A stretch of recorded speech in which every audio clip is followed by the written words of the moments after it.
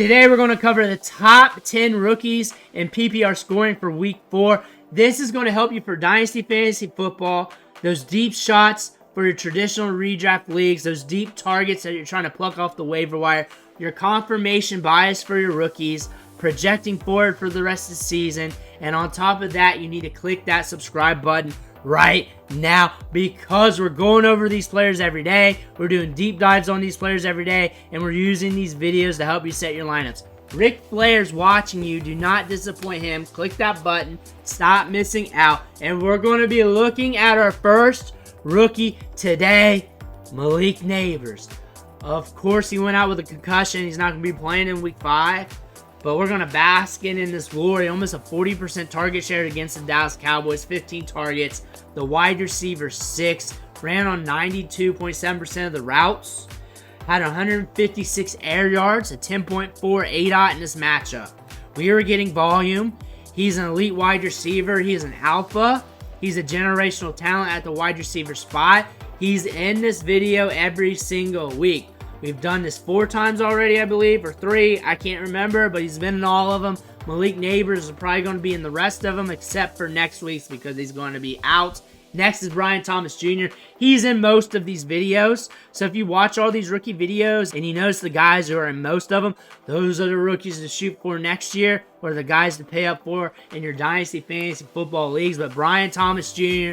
is looking good. He's looking crispy on the route running. He's attacking leverages. I posted all 22 clips of all his targets on my Twitter. You can go look at those. But dude can run routes. Dude can get opportunity with 9 targets and almost a 30% target share. This guy can push it downfield with that 4.3 speed. He's a mismatch. They know it. They try and get it on the drag routes. They try and push it to him downfield. He is very snappy with his route running too. He can stop on a dime and then accelerate instantly. He cooked ADB and it would have been a touchdown, but he got overthrown by Trevor Lawrence. Add that in there to the scoring because that was in the front corner to that front pylon. Just missed by like a foot, 2, 3, 5 feet. But Brian Thomas Jr. has been cooking, was the wide receiver 9 for week 4.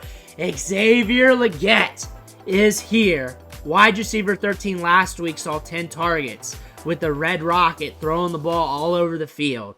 He's got size adjusted speed for days. He's a wide receiver that I would not be surprised if he turns a leaf middle of the season somewhere and just starts cashing out. If you're looking for a stash play at wide receiver, well, he's rostered in most leagues as of right now because he was one of the top waiver wire gets. He's a guy to hold on for the long term on the back end of your roster, and you can still use him for your lineups even when Thielen comes back because he has potential to break off any given week, and he's getting targets. He had 1 game with 7 and 1 game with 10. That being said, Legette is a threat to be a guy to blow up at the back end of the season.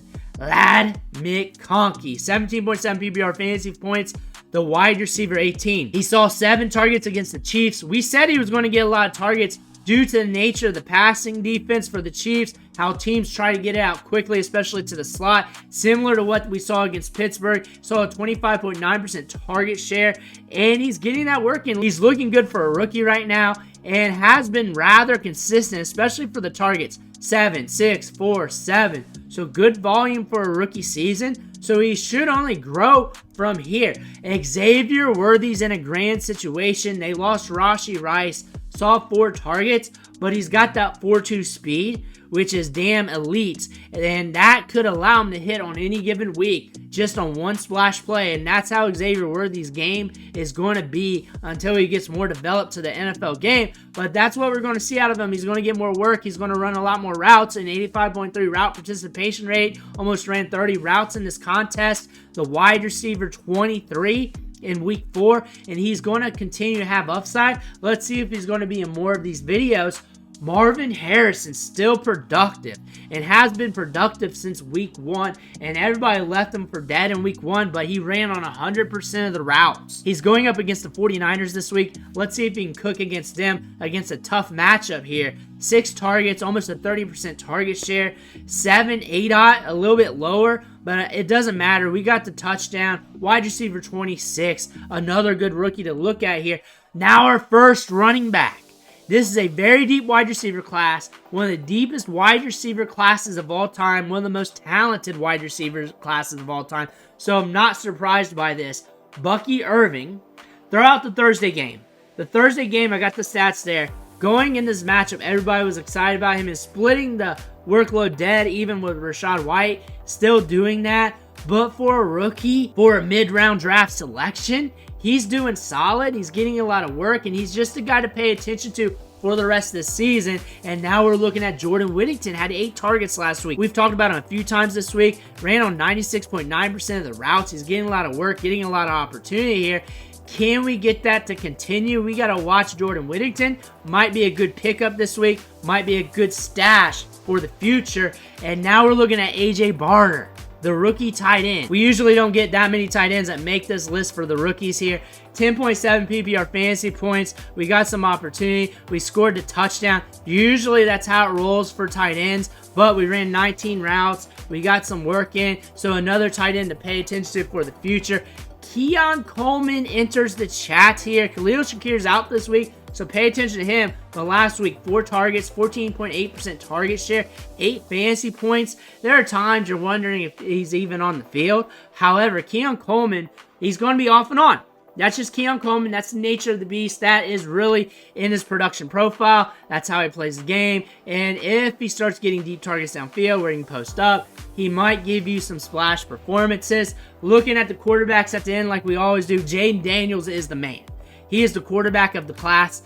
Bo Nix, football-wise, is okay. I don't know how to describe him really, but he's winning some games. Not great for fantasy at all. Caleb Williams, he's off and on. Hasn't been looking great. He looks like a rookie, I would say that. But is also starting to give you some production for fantasy. And the lights are looking like they're starting to turn on a little bit. I'm being patient. Drake May hasn't really seen the field. He saw a little bit the week prior. But still, we're waiting for him to get his opportunity. But those are the rookies from week 4. Let me know what you think in the comments below. Make sure to hit that subscribe button on the way out. One thing for watching. Catch you on the next video.